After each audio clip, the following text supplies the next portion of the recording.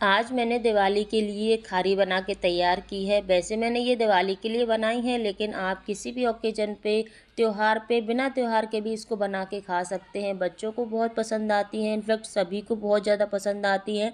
इसको आप T time में भी खा सकते हैं। एकदम लेयरफुल हैं, एकदम क्रिस्पी हैं, करारी हैं, मुँह में जाते ही घुल जाएंगी, एकदम क्रंची है, बहुत अच्छी बन के तैयार होती हैं। वीडियो बिल्कुल भी स्किप मत करना।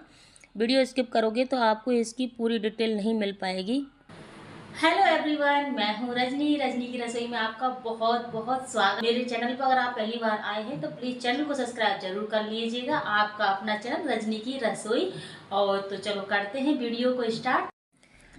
इस रेसिपी के लिए सबसे पहले मैंने 1 कटोरी भर के ली है ये मैदा। आप चाहें तो यहाँ पे गेहूं के आटे का भी इस्तेमाल कर सकते हैं। तो मैंने यहाँ पर 2 कटोरी मैदा ली है, क्योंकि ये चीज़ है ना इतनी ज़्यादा टेस्टी बनती है कि थोड़ी सी से काम ही नहीं चलता, सबको चाहिए भर भर के। तो इसके लिए मैंने अब इसमें थोड़ा सा डाला है, 1 चम्मच के लगभग जीरा। जीरा बहुत अच्छा लगता है इसमें। और टेस्ट के लिए इसमें डालेंगे अजवाइन। अजवाइन डालना बहुत ज़्यादा ज़रूरी होती है। बेसन और मैदा की कोई भी चीज़ बनाओ तो इसमें अजवाइन ज़रूर डालना चाहिए। अजवाइन डालने के बाद इसमें टेस्ट के अनुसार इसमें डालेंगे 1 चम्मच नमक। और इन चीज़ों को अच्छे से पहले तो मिला लेंगे, एक सार हो जाएंगी। इसके बाद अब इसमें डालेंगे हम ये मूंगफली का मैं तेल डालने वाली हूँ। और आप चाहें तो कोई सा भी रिफाइंड ऑयल डाल सकते हैं। और भी ज़्यादा अच्छी बनाने के लिए आप इसमें घी डाल सकते हैं। तो मैंने ये रिफाइंड ऑयल डाल दिया है 3 चम्मच। घी डालने से भी बहुत अच्छी लेयर खुलती हैं, लेकिन रिफाइंड ऑयल डालने से ना एकदम लेयर खिल जाती हैं और कोई भी चीज़ होती है वो एकदम खस्ता करारी बनती है। तो इसको हम अच्छे से मिला लेंगे हाथों से, और मतलब इस तरह से इसको मिलाएंगे। और इसका जो परफेक्ट मेजरमेंट देखो, इस तरह से जैसे हम बनाएंगे ना, देखो इसे लड्डू सा बन जाता है ना। इसका मतलब ये है कि हमारा मोहन अच्छे से डला है। और 300 ग्राम के लिए 3 चम्मच काफ़ी हैं। 2 चम्मच मैंने, सॉरी 2 कटोरी मैंने ली थी मैदा की। 1 कटोरी पानी लेंगे। पानी पूरा 1 कटोरी नहीं लगेगा, ये आधा ही लगेगा। तो इसको हाथों से ऐसे बिल्कुल टाइट डो लगा के तैयार करना है, इस तरह से।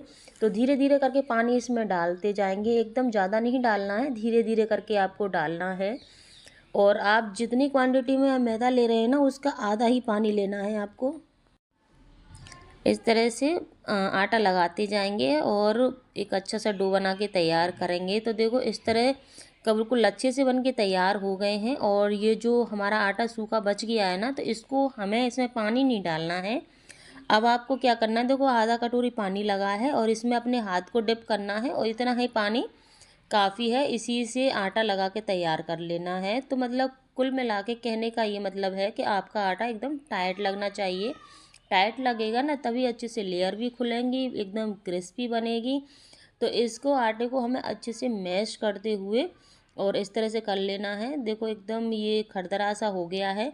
तो हमें यहाँ पे चिकना करने की कोई ज़रूरत नहीं है, क्योंकि इसको अब हम ढक के रख देंगे रेस्ट के लिए 10 से 15 मिनट के लिए, जब तक आप दूसरा कोई काम कर सकते हैं। तो इसको मैंने अच्छे से मिला के और इसको अब ढक के रख दिया है। 10 से 15 मिनट के लिए रख देंगे। अब देखो 15 मिनट हो चुकी हैं। इसके बाद हम इस आटे को निकालते हैं ना, तो आटा एकदम अपने आप सॉफ्ट हो गया है। देखो सॉफ्ट भी हो गया है और एकदम चिकना भी देखो हो जाएगा। इसको अब थोड़ा सा मस लेंगे हम इस तरह से। तो एकदम ये आटा बिल्कुल चिकना हो जाएगा। आपको जैसा आटा चाहिए वैसा आपका अपने आप ऑटोमेटिक सेट हो जाएगा आटा। तो इसको अच्छे से मथ लिया है। और इसके बाद अब इसमें से हम थोड़ी सी लोई तोड़ेंगे। देखो एकदम हो गया है चिकना।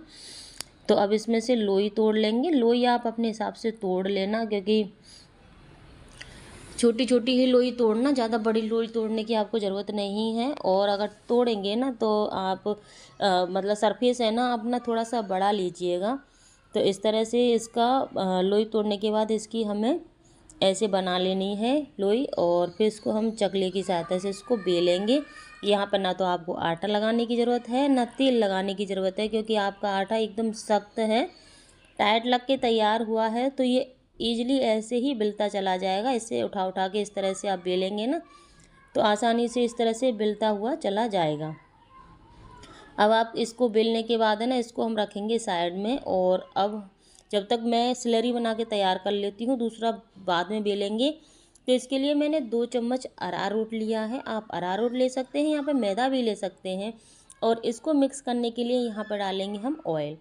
ऑयल इतना डालेंगे कि यहाँ पे ये जो अरारोट है ना, इसमें एकदम मिक्स हो जाए। आपके पास अरारोट नहीं है तो आप मैदा ले सकते हैं। यहाँ पे मैदा को भी इसी तरह से मिलाना है। और देखो ये एकदम मिक्स हो चुका है इस तरह से इसकी कंसिस्टेंसी बनके तैयार हो चुकी है। और अब लेंगे हम दूसरी लोई को भी इसी तरह से बेल लेंगे। मैंने पहली लोई बेल के रख दी है और दूसरी लोई मैं इसी तरह से बेल ली है। और अब यहाँ पे हमारी ये लोई बेल के तैयार हो चुकी है, तो इस पे अब लगाएंगे हम।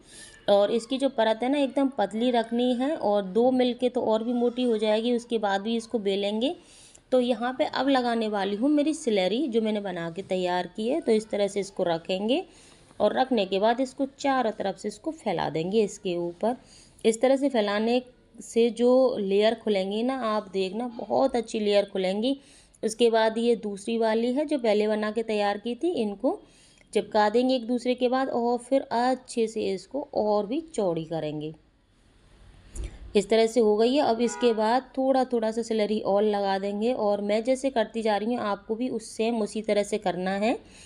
तो इस तरह से फोल्ड करेंगे एक के ऊपर एक रख के, और इसके बाद ऐसे साइड से कर लेंगे और ये वाली साइड को इस तरह से चिपका देंगे और ये स्क्वायर बनके तैयार हो चुका है। देखो इस तरह से।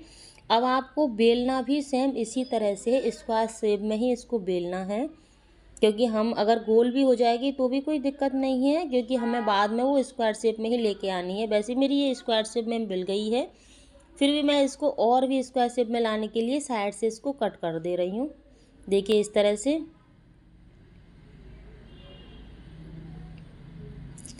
तो ये देखो मेरी इस तरह से कट कर दी है मैंने चारों तरफ से। तो एकदम स्क्वायर शेप में देखो ये आ चुकी है। और इससे साइड से खुलना इसलिए ज़रूरी है कि हम जैसे साइड से इस तरह से काट देते हैं ना, तो हमारी लेयर बहुत अच्छे से निकल के आती हैं। तो इस तरह से इसमें हम कट लगा देंगे। कट आप किसी भी तरीके से लगा सकते हैं। इधर मैंने ऑयल रखा।